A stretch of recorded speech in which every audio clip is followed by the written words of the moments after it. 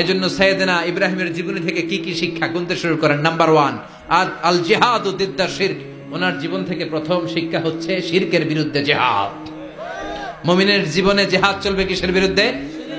উনি মূর্তির সাথে আপোষ করে নাই, গাছের সাথে আপোষ করে নাই, মাছের সাথে আপোষ করে নাই, ধ্রুবতারা চাঁদ সূর্যের সাথে আপোষ করে নাই। উনি এক আল্লাহকে খুঁজে পেয়েছে। চিল্লায় বলেন ঠিক কিনা? আল্লাহ সব গুনাহ ক্ষমা করে, শিরকের গুনাহ ক্ষমা করে।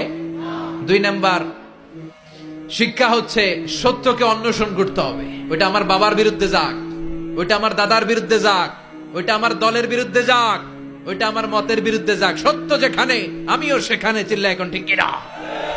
এটা হচ্ছে সাইয়েদনা ইব্রাহিম আলাইহিস সালামের ঈমান স্পিরিট। শিরকের বিরুদ্ধে মুমিন জিহাদ করবে। সত্য যেখানে আছে মুমিন তালাশ করে সেটাকে ছিনিয়ে আনবে। সাইয়েদনা ইব্রাহিমের জীবনী থেকে 3 নাম্বার শিক্ষা হচ্ছে ভিশনারি অ্যাটিটিউডের হতে হবে মুমিনের। আমরা খালি 10 বছরের হিসাব করি, 20 বছর, 50 বছর। ইহুদিরা হিসাব করে 200 বছরের। কোন কাজ করার আগে 200 বছর পরে কি হইতে পারে ওইটা হিসাব করে। সাইয়েদনা ইব্রাহিম এরকম ভিশনারি ছিলেন। এজন্য দোয়া করেছেন, রব্বানা ওয়াবআস ফীহিম রাসূলা। আল্লাহ, যদিও ধুধু প্রান্তর জনমানবহীন একটা এলাকা, আপনি এলাকায় এমন একজন নবী পাঠায়েন যেই নবীর আঁচলের নিচে গোটা বিশ্বটা একত্রিত হয়ে যাবে। কবুল করলেন কে?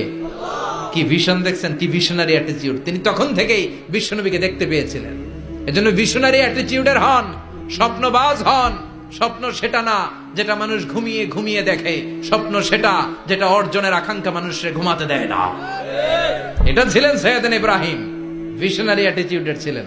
4 নাম্বার শিক্ষা, যোগ্য প্রজন্ম তৈরি করে যাওয়া।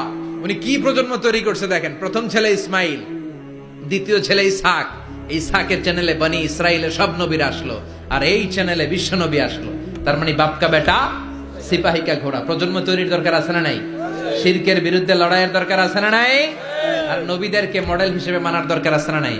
আমাদের মডেল কি কবিরা না নবীরা? নায়করা না নবীরা? নেতা নেত্রীরা না নবীরা? আমরা যেন নবীদেরকে মডেল হিসেবে মেনে জান্নাতে উপযুক্ত হতে পারে। আল্লাহ তুমি তৌফিক দান করো। আরো জোরে পড়ি আমিন। যতগুলো কথা বলেছি কোরআন সুন্নাহর আলোকে বলেছি, বানিয়ে কিছু বলি নাই। তারপরেও আমার মনের অজান্তে কোনো মিস ইনফরমেশন যদি আমার মুখ উঠতেছেন কেন? এটা কোন বেদাত চালু করছেন আপনারা? হ্যাঁ, এটা খুব বড় বেয়াদবি। বসেন বসেন। 2 ঘন্টা যার সামনে লেকচার শুনলেন, এর পিঠ দিয়ে চলে যায়। এগুলো পাইছেন কোথায় আপনারা? কারো আলোচনার সময় এগুলো করবেন না, একসাথে বিদায় নেবেন। কথা বলেন। আপনি এখানে কোরআনের দার্সে এসেছেন, কোরআন থেকে দার্স হয়েছে, আপনি হৃদয়টারে আলোকিত করেছেন, আপনি ভদ্রভাবে একসাথে বিদায় নেবেন। যদি ঘোষণা আসে সেন্ট্রালি যে আমরা বিদায় নিচ্ছি, বিদায় নেবেন। যদি ঘোষণা আছে দোয়া নিয়ে বিদায় নেবেন। বক্তা আলোচনা শেষ না করতেই ওঠা বসা, এটা কোত্থেকে শিখেছেন? এটা ঠিক না। এই অ্যাটিটিউড পাল্টান। সাইয়েদনা ইব্রাহিমের সৈনিক যারা, এরা এরকম হতে পারে? বিশ্বনবীর উম্মত যারা, তারা এরকম করতে পারে?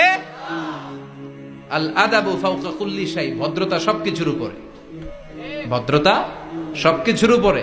আমরা যেন মুআদ্দাব হই, আদব বলা হই। আল্লাহ তুমি আমাদেরকে বোঝার তৌফিক দান করো। নবীরা যে শিক্ষা, যে উপমা, যে মেসাল আমাদের জন্য রেখে গেলেন, আমরা যেন এগুলো আমল করে জীবনটারে আলোকিত করতে পারি, তৌফিক দান করো। সাইয়েদনা ইব্রাহিমের জীবনী গ্রন্থ ঘরে থাকা যায়। আমি দেদারসে আলোচনা করে যাই না, আমি বাড়ির কাজ দিয়ে যাই। সাইয়েদনা ইব্রাহিমের জীবনীর একটা গ্রন্থ, ওনার বায়োগ্রাফি অফ সাইয়েদনা ইব্রাহিম আলাইহিস সালামের একটা জীবনী গ্রন্থ আমাদের ঘরে থাকার দরকার আছে না নাই? কিনতে রাজি আছেন সবাই? পড়তে রাজি আছেন? নিজে পড়বেন, আলোকিত হবেন, এই ধরনের বই অন্যকে উপহার দিবেন, সমাজটাও আলোকিত হবে। ঠিক কিনা? আল্লাহ আমাদের সবাইকে তুমি বোঝার তৌফিক দান করো।